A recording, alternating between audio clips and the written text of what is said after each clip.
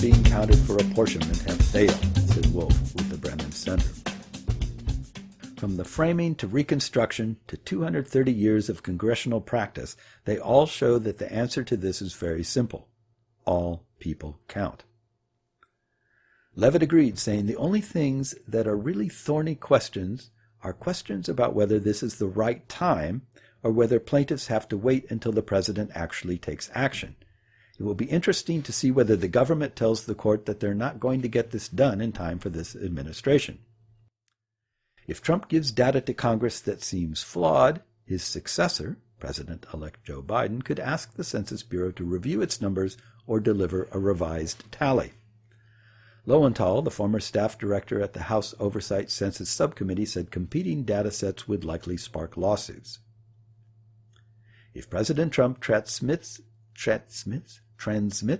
a set of numbers to the House of Representatives that latter runs of data show was not the most accurate result, clearly we would have states that either thought that they would have gained one or more seats or that they shouldn't have lost one or more seats going to court, Lowenthal said, adding, even when there's only one set of apportionment numbers, there are lawsuits. Quick drink.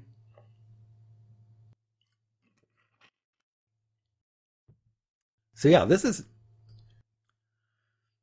is kind of a huge deal and not really much of a deal all at the same time. And it really depends. I mean, I have to say, people talk a lot about Obama judges or Trump judges or, whatever. And that's a really bad thing, that we have this sense that there are, how can I put it, partisan zealots in positions of power to decide questions of law. And I don't like thinking that way, but I have to say that Trump-McConnell stacking of the Supreme Court and the courts generally has definitely been a clear and obvious exercise of attempting to put partisans in permanent positions. The fact that they worked so hard at it and that that's basically all they did during the last portion of the Trump administration is a clue to how important this process was to them and to their belief, anyway, that they will get what they want for this. Because if they thought all judges are impartial, all judges vote, their conscience, they follow the rule of law, et cetera, if they really believed that, there would not be that big a push. There would not have been a push to deny Obama's attempt to get Merrick Garland on the court, and there would not have been a complete turnaround in this push to get, what's her name, the latest, Amy? Yeah, whatever. Anyway, they wouldn't have done what they've done. So it's clearly and obviously, you don't have to believe pundits or news sources. This is kind of an aside, but this is the same thing that I would tell people when they were asking about my political positions and say, well, you hate Trump. You're not giving him a chance. I would say over and over again that my dislike of Trump was based simply on what he said and what he did. Period. Not what so-and-so says he said, not what so-and-so says he did, not what this person or this newspaper or that TV newscast claimed about him, but simply listen to him talk, listen to what he says, and watch what he does.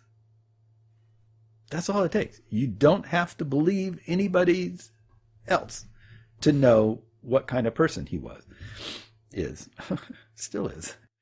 And a similar thing holds true for this business with the judges. You don't have to follow every decision that the judges make and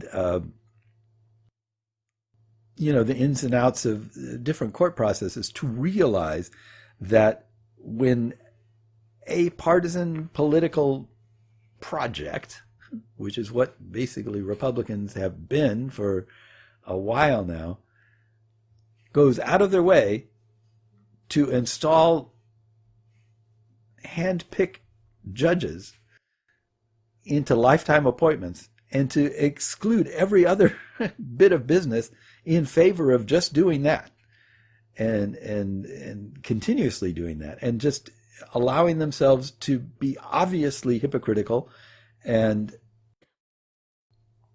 all that. They don't do that sort of thing unless there's a reason for it.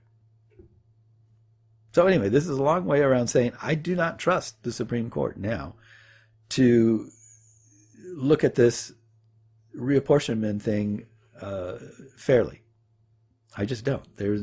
There are enough people on it who make decisions based on what's good for their conservative ideology, not what the law states.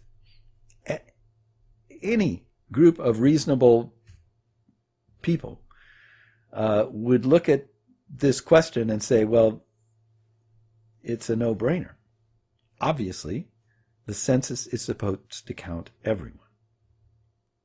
The total number of people living in the state. Who lives in the state? These people. The whole number of persons, I think, is how it is defined.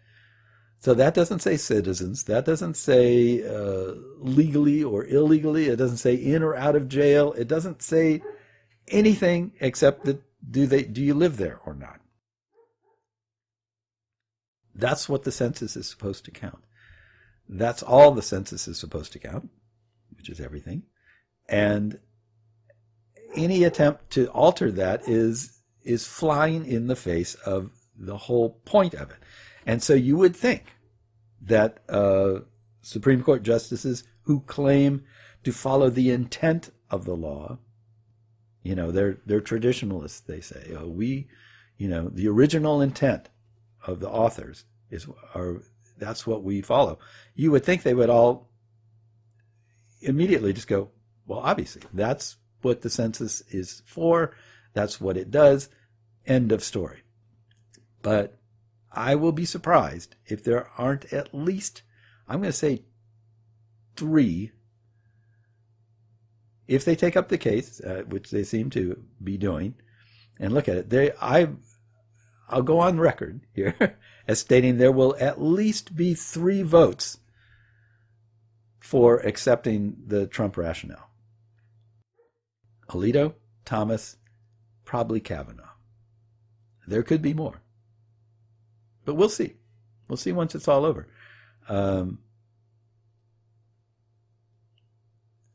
I'm hoping and I'm thinking that this will be another example of Trump trying too hard and not using good people to try to make this thing work and just failing. It seems that the census is in bad shape. They went too fast. They're in the middle of a pandemic. They're going to have a hard time. They've rushed themselves. They didn't give themselves time, all so that they could get this done in January while Trump was still president and get a push in his direction. But I don't think it's going to work ultimately, regardless of what the Supreme Court says, because I don't think that it wasn't done well. There was too many strikes against it throughout the process, and there's no way they can fix it. And as stated in the article, there's no way that anyone can say this is the number of undocumented immigrants living in each state. How do you say that? I work with undocumented immigrants. I don't know how many are even living in the same town. I know kind of where people live. I know whatever, but I have no idea. I couldn't even make a good guess. And so how is someone at the Census Bureau going to do it? I mean, of course they can make guesses and they can pretend that those guesses are based on all sorts of things and whatever, but it's not any kind of number that you can rely on. And I promise you that if they make guesses and it changes apportionment, there are going to be lawsuits all over the place. And it's just going to be a big mess for a long time. And I just don't think it can happen. I just don't think it's possible to make it happen. I think it would be the project of, decades. Like one political party would have to decide this is our goal for the future, and we are going to work on this, and make this happen. And they would have to go through all sorts of convoluted processes to try to come up with this stuff and make it work somehow. So this was too rushed, going too far, and trying too hard, as is the case with most Trump stuff. Anyway, I should move on. But that's my thoughts on it. That's why I'm not really worried about it. I am concerned that the Supreme Court will show their partisan feathers and like maybe attempt to say that it's an okay thing to do to exclude these people, so that even if it doesn't happen this year, the next time the census rolls around, then they've left that as an opening. But it's not going to happen anytime soon, I don't think, if it happens at all. And I don't see any reason why it should ever happen, because it's completely goes against the whole purpose of the census. Anyway, moving on. This is kind of a follow-up on some points that we discussed earlier. It's entitled, Biden Faces Early Test with Immigration and Homeland Security After Trump. President-elect Joseph R. Biden Jr. has said that one of his first priorities will be rolling back his predecessor's restrictive immigration policy. To do it, he may have to overhaul the Department of Homeland Security, which has been bent to President Trump's will over the past 4 years. Yes, he will. The department, created after September 11, 2001 attacks, has helped enforce some of Mr. Trump's most divisive policies, like separating families at the border, banning travel from Muslim-majority countries, and building his border wall. When the president tried to reframe his campaign around law and order this year, Homeland Security leaders rallied to the cause, deploying tactical officers to protect statues and confront protesters. After agents were videotaped hauling demonstrators off the streets of Portland, Oregon into unmarked vans, department critics called for systemic change to the agency or even its dismantlement. But the incoming administration is intent on keeping the department intact. This is unfortunate. Still, change is coming. Interviews with 16 current and former Homeland Security officials and advisors involved with Mr. Biden's transition and a review of his platform suggest an agenda that aims to incorporate climate change in department policy, fill vacant posts, and bolster responsibilities that Mr. Trump neglected, including disaster response and cybersecurity. But undoing Mr. Trump's immigration policies will initially dominate. These guys have been thinking about this. I'm so heartened when I read this stuff. I'm like, yes, somebody's been really thinking, digging down and thinking like, how should this work and what should this be? Anyway, many of the Trump administration's policies cannot be immediately undone, and Mr. Biden is likely to face an early test if migration to the southwestern border surges with Mr. Trump's pending departure. That could be politically fraught, balancing the demands of the Democratic left for more lenient immigration policies with the concerns of moderates who fear such issues cost the party dearly in House and Senate elections this month. Mr. Trump campaigned on a hardline immigration agenda when he won the election in 2016, and the policies remain a central appeal to many who have supported him. If it looks like they're just kicking the can down the road, then many people will be angry, says Marisa Franco, the executive director of Mi Gente, a Latino civil rights organization who served on a task force that issued recommendations to the Biden campaign. Mr. Trump measured the success of his Homeland Security secretaries primarily by the progress of his border wall and the monthly totals of arrests made by his border agents.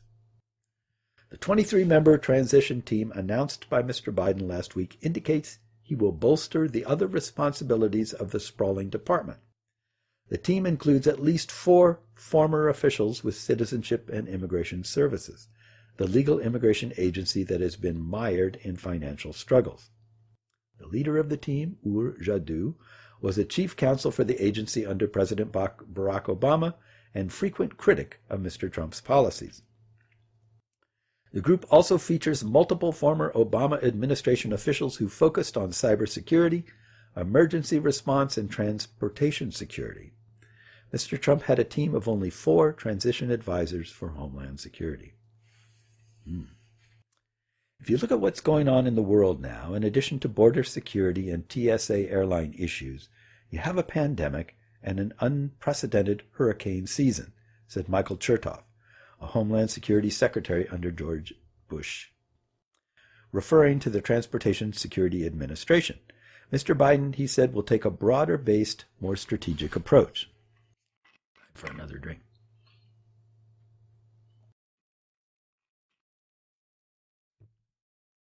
A team composed mostly of volunteers separate from Mr. Biden's official transition team has worked for weeks on that approach. Those volunteers, including Mr. Obama's former director of the Domestic Policy Council, Cecilia Munoz, and his former Deputy Homeland Security Advisor, Amy Pope, have focused on infusing climate change research into the decision-making of the next department leadership. While the agency will not become the Department of Climate, one advisor said, the new administration will use the research to shape natural disaster response and resilience to assist the Coast Guard as it patrols the Arctic. The next Homeland Security leaders could rely on climate science to predict migration from places like Guatemala, where coffee rust has disrupted the crops farmers rely on. This is something that needs to be a long-term priority for DHS, says Thomas S. Warwick, a former top counterterrorism official in the department and a co-author of a report this year that emphasized the department's future roles defending against cyber threats, pandemics, and white supremacy. Mr. Warwick's co-author, Caitlin Durkovich, is on Mr. Biden's official transition team. The volunteer team has emphasized that change will come not from a drastic restructuring, but from personnel. One of the 74 leadership positions at the Department of Homeland Security, 18 are either vacant or held by an acting official. Even those serving in acting capacities have had their appointments questioned by government watchdogs and the courts.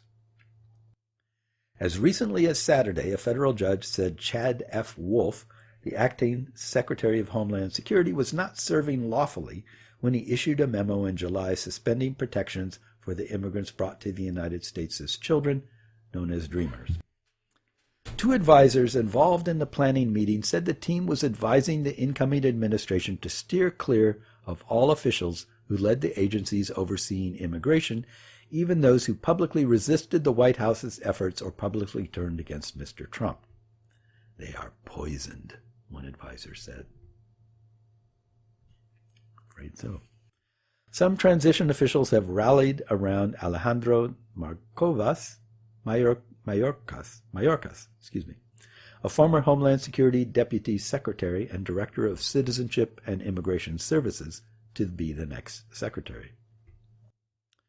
Mr. Mayorkas' supporters believe his background as a U.S. Attorney for California and as a Cuban immigrant would appeal to both the law enforcement officials in the agency and the immigrant communities in the United States. They emphasized that a decision on the position had not yet been made. But reinstating officials who served under Mr. Obama, who was criticized as the deporter-in-chief and who expanded detentions at the border to respond to a surge of migrants, could cause consternation on the left.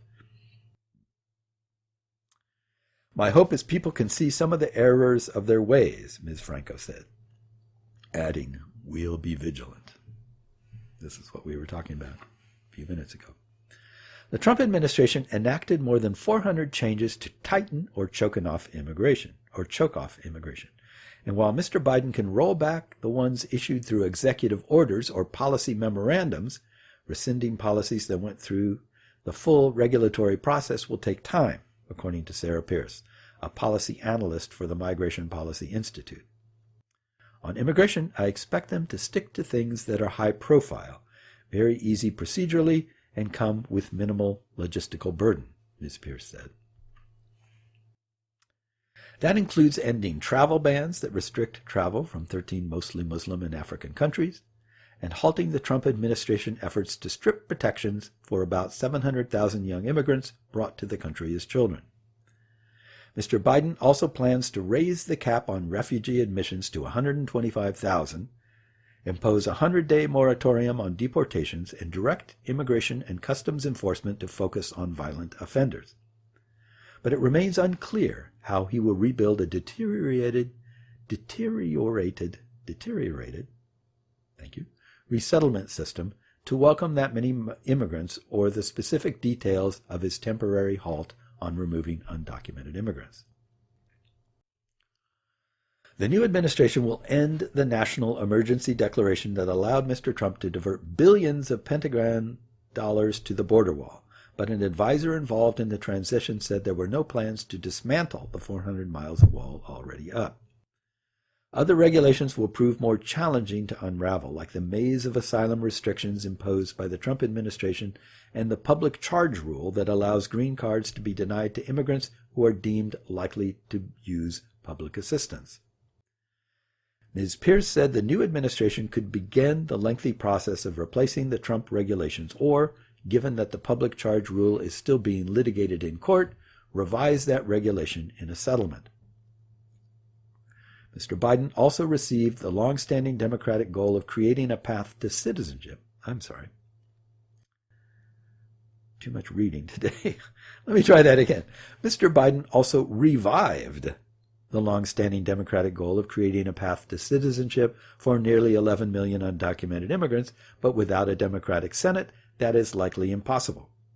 Control of the Senate rests on 2 Senate runoff races in Georgia in January. An expected surge of migration to the southwestern border in the coming months will test Mr. Biden's ability to balance the demands of the liberal and moderate wings of his party while preventing overflowing border facilities. We will treat our immigrants with respect and give them due process, which they aren't having under this administration, said Representative Lucille Roybdahl-Allard, the chairwoman of the House Appropriations Subcommittee on Homeland Security, who represented the Biden campaign in platform negotiations with Senator Bernie Sanders. Will that be enough? Probably no. The pandemic is another immediate challenge. A threat assessment released by the Homeland Security Department in October concluded that the coronavirus had exacerbated underlying economic and political conditions in the region that have typically fueled migration. Mr. Biden has said he will look to revive a version of a program that allowed children and young adults to apply for refuge in their home country rather than making the long, dangerous trip to the border to ask for asylum. He also said he would bolster aid to Central America while deploying attachés from the Justice and Treasury Departments to combat corruption. But at the physical border, Mr. Biden's plans center more so on what he will stop rather than what he will develop. He has said he will stop metering, which restricts the number of migrants who can seek protection at border ports. It is unclear if he would pull out of agreements with Central American countries that allow the United States to divert migrants seeking protection back to the region. He would end Mr. Trump's Remain in Mexico policy that has sent more than 60,000 migrants back to Mexico to await asylum hearings that have been suspended during the pandemic.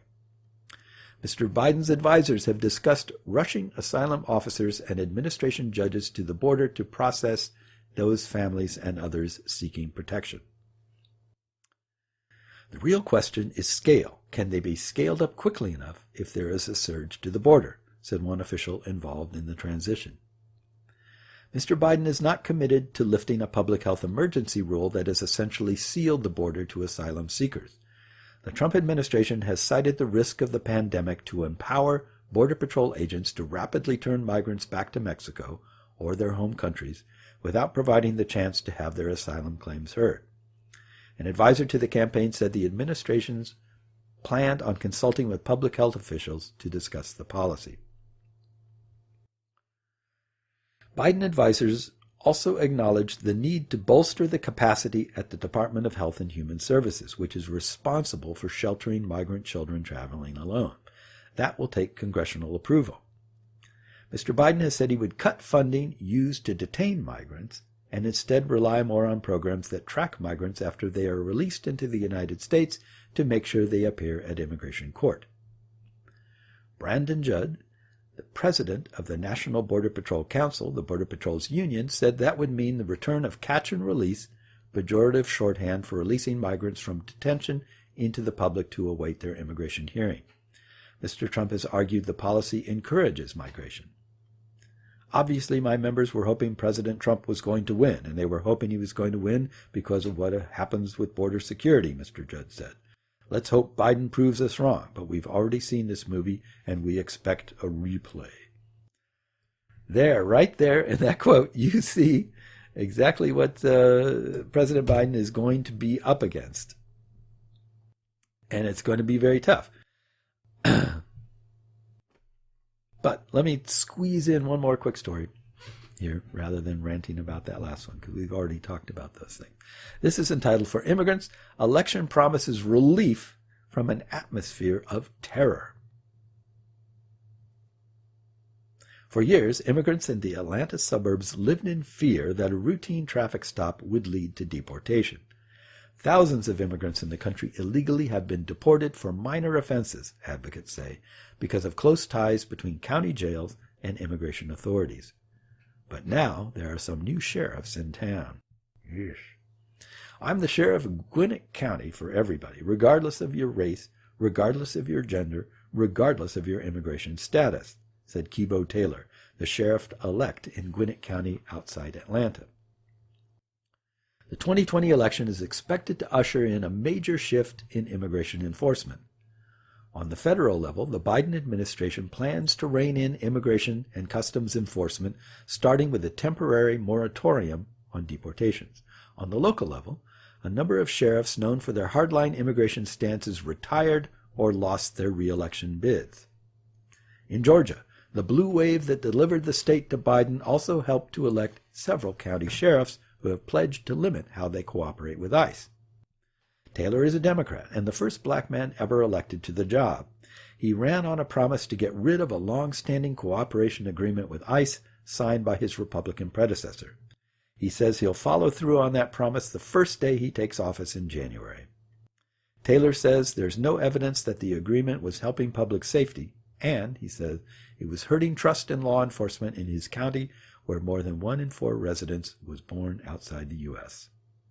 It definitely undermines the confidence and trust and transparency between law enforcement and the community, said Taylor.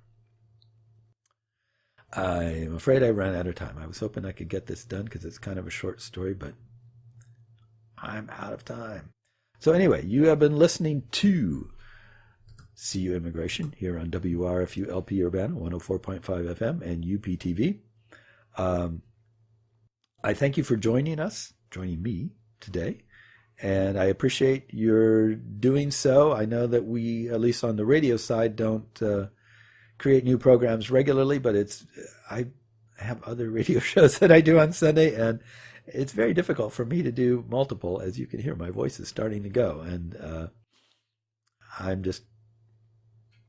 I run out of energy to talk, but I appreciate you joining when you do join, and I hope that you will join us again soon. See you later.